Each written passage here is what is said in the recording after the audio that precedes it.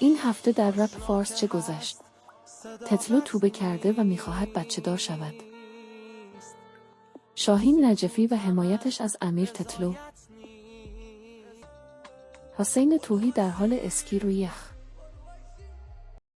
ویدیو جدید فیلمبرداری فدایی.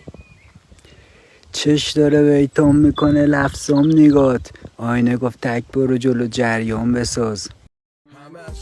یاس امروز سر ضبط ترک جدیدش بوده.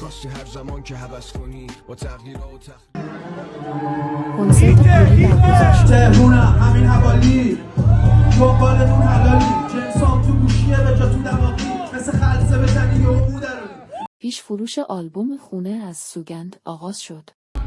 وادر آخر کنسرت شاه رپ فارس در مسکو.